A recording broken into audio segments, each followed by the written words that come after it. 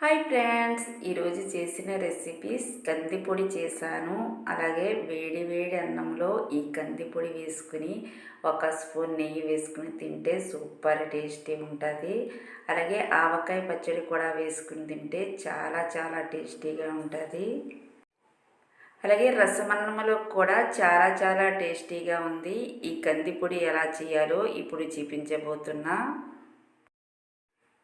ఈ కందిపొడి అయితే ఇడ్లీలోకి, దోశలోకి, అట్టులోకి కూడా చాలా చాలా టేస్టీగా ఉంది. కొంచెం నెయ్యి వేసుకుని తింటే సూపర్ టేస్టీగా ఉంది. ఇప్పుడైతే కందిపొడి చేసే విధానం చూసుకుందాం. కందిపొడికి కావలసిన పదార్థాలు: 2 కప్పులు కందిపప్పు తీసుకోవాలి, 1 కప్పు పచ్చిశనగపప్పు తీసుకోవాలి, 1/2 కప్పు పెసరపప్పు, 1/2 కప్పు మినపగుళ్ళు, చింతపండు, జీలకర్ర, సాల్ట్, ఎండుమిర్చి. ఇప్పుడైతే చేసుకునే విధానం చూసుకుందాం. స్టవ్ ఆన్ చేసుకుని కడాయి పెట్టుకుని 2 కప్పులు కందిపప్పు వేసుకుని సిమ్లో పెట్టుకుని ఫ్రై చేసుకోవాలి. ఈ కందిపప్పు అయితే మంచి కలర్ వచ్చే వరకు ఫ్రై చేసుకోవాలి. ఇలా ఫ్రై అయిన తర్వాత ఒక ప్లేట్లోకి వేసుకోవాలి. అలాగే పచ్చిశనగపప్పు కూడా వేసుకుని ఫ్రై చేసుకోవాలి. ఇవి కూడా మంచి కలర్ వచ్చే వరకు ఫ్రై చేసుకోవాలి. ఇవి కూడా ప్లేట్లోకి వేసుకోవాలి.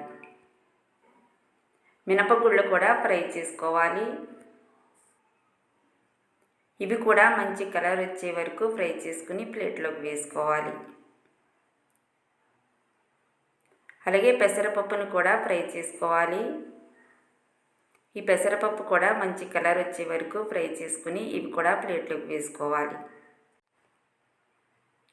ఇప్పుడైతే ఒక 20 ఎండుమిర్చి వేసుకుని ఫ్రై చేసుకోవాలి.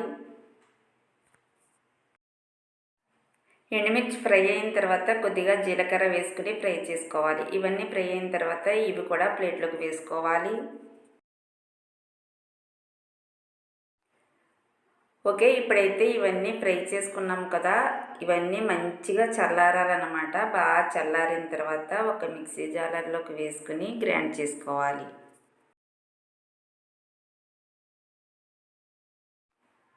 ఓకే, చూడండి, మనం ఫ్రై చేసుకున్న పప్పులు, ఎండుమిర్చి అయితే బాగా చల్లారాయి. ఇప్పుడైతే ఒక మిక్సీ జార్లోకి వేసుకోవాలి.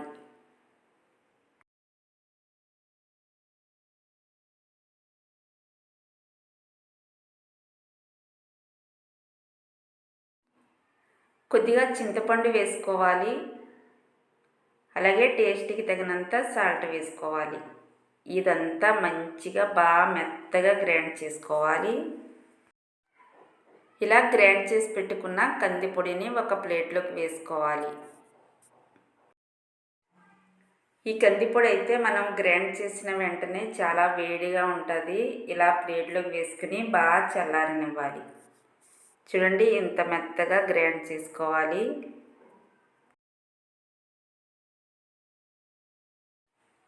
ఈ కందిపొడి అయితే చాలా చాలా టేస్టీగా ఉంటుంది. వేడి వేడి అన్నంలో ఒక స్పూన్ నెయ్యి వేసుకుని కందిపొడి వేసుకుని తింటే సూపర్ టేస్ట్ ఉంది.